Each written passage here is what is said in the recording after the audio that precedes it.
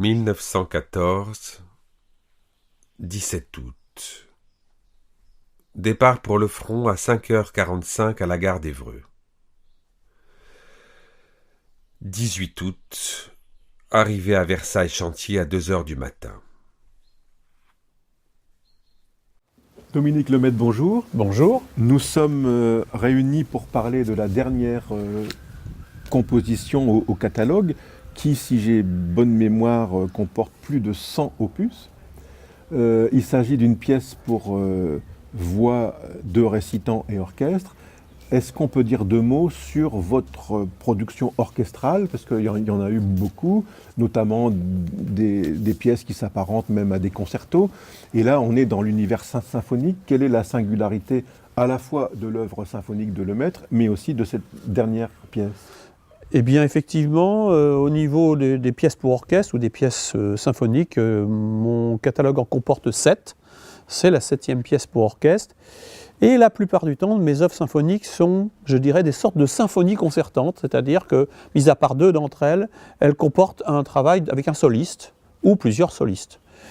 La plupart du temps, il s'agit d'un soliste instrumental, par exemple un violoncelle, un cor, ou quelquefois soliste vocal, puisque j'ai une pièce qui s'appelle La Chevelure de Bérénice pour grand orchestre et soprano, donc soprano et grand orchestre, qui avait été créé au Festival Présence de Radio France.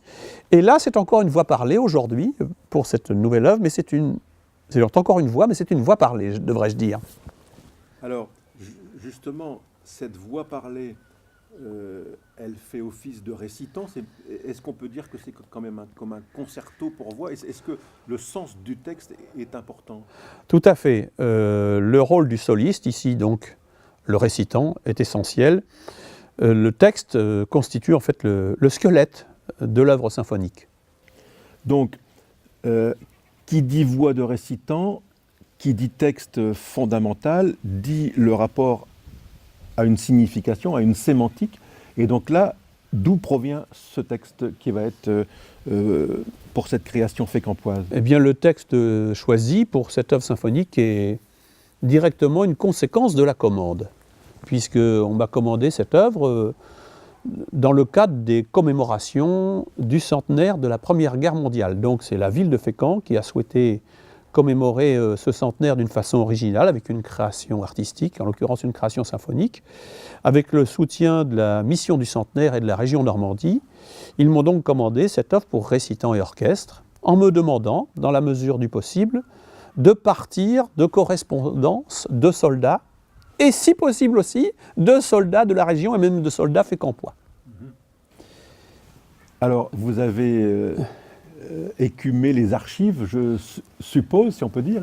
Exactement. Il y a des archives à Fécamp où on peut avoir ce genre de documents? Tout à fait. Je suis allé aux archives municipales et il se trouve qu'il y avait eu, il y a quelques années, une opération qui s'appelait la Grande Collecte, où la ville de Fécamp avait demandé à toutes les personnes des alentours d'apporter des documents sur la Première Guerre mondiale et de bien vouloir les confier au service des archives. Je suis allé donc me renseigner aux archives pour voir quelles étaient les correspondances disponibles. Je suis revenu avec un disque dur rempli de documents scannés et très vite je me suis rendu compte que les correspondances, qui étaient donc toujours très émouvantes entre le poilu qui est au front et sa famille ou son employeur, ou dans l'autre sens, étaient aussi un petit peu toujours redondantes et un peu de même nature. Donc très vite je me suis tourné sur un autre document que le responsable des archives m'avait signalé, et il avait bien fait, un journal. Oui. Un journal qui est resté inédit. Un journal d'un fécampois, d'un poilu fécampois, qui s'appelle Henri Guérin.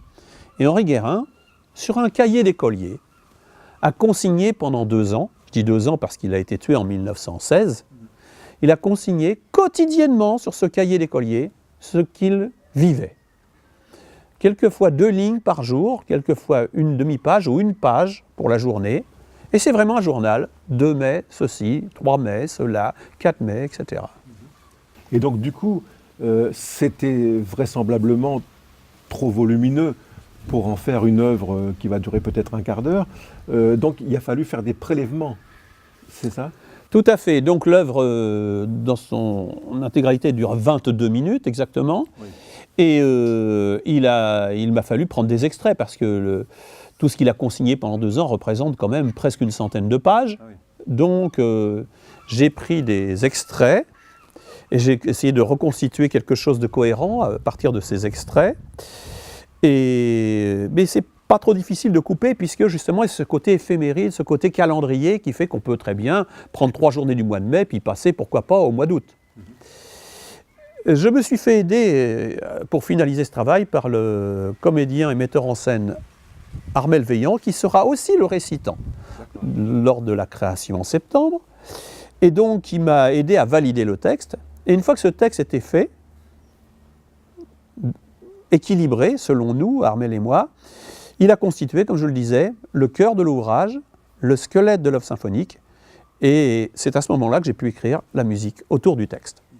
Il n'en reste pas moins que c'est une œuvre fondamentalement symphonique, on vient de le voir, et donc il y a la part belle laissée tantôt au premier violon ou tantôt au percussionniste, enfin dans des creux, si on peut dire, laissés par le silence de la parole. C'est cela. Pendant les 22 minutes, l'orchestre joue.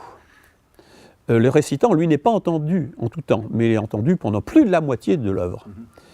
Mais il y a une sorte d'alternance, exactement comme dans un concerto où vous avez des alternances entre le soliste et l'orchestre qui se passent la parole. Et bien ici, là, c'est le récitant, le texte d'Henri Guérin qui passe la parole à l'orchestre et vice-versa. Donc par moment, effectivement, il y a une phrase de violon solo ou quelques passages de timbales qui vont émerger. Mais la plupart du temps, c'est le texte qui a la part belle et à ce moment-là, l'orchestre est présent mais plus discret. Donc il y a un jeu entre la discrétion de l'orchestre ou un orchestre plus bavard qui crée une sorte d'alternance et qui m'a donné la structure de l'œuvre. Alors du coup, on voit bien la trame à la fois narrative et orchestrale qui s'insinue. Et comment finir ce genre d'œuvre? Alors qu'est-ce qui fait le clap de fin, si on peut dire? En fait, c'était assez logique. On a voulu quand même essayer de raconter une histoire. Donc les passages du texte du journal d'Henri Guérin que j'ai extrait de son journal, en fait, nous parlent du départ de Fécamp pour aller au front, nous parlent de sa vie au front, de sa quotidienneté, de son espérance d'une permission, parce que ça sera la seule, de cette permission qu'il a la chance d'avoir, du bonheur qu'il a de passer quelques jours avec sa famille, sa fiancée, ses proches, de la grande difficulté, on l'imagine, qu'il a pour retourner au front. Puis quand il arrive au front, il s'aperçoit que ses supérieurs, mais aussi ses copains soldats, beaucoup d'entre eux sont morts. Il a cette phrase terrible, « Quand est-ce que ça va être mon tour ?» Mais pour moi, quand est-ce que ça va finir? Donc ça, c'était déjà pour moi une fin. À partir de là, ça ne pouvait être que de la musique. Mais le récitant va reprendre la parole une dernière fois, non plus pour donner la parole à Henri Guérin, mais pour lire son livret militaire, tout simplement.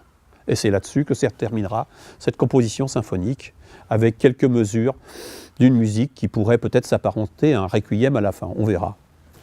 D'accord. Je vous remercie beaucoup pour ces lumières, si on peut dire. On peut peut-être rappeler l'heure, le lieu, les acteurs de l'opération. Alors donc, le vendredi, c'est un vendredi, le vendredi 7 septembre, il y aura 2 séances. Une à 18h30 et une autre à 20h30. En l'abbatiale de Fécamp, en Seine-Maritime. Les interprètes seront donc Armel Veillant, le récitant, l'orchestre de l'Opéra de Rouen-Normandie, sous la direction de Patrick Hahn.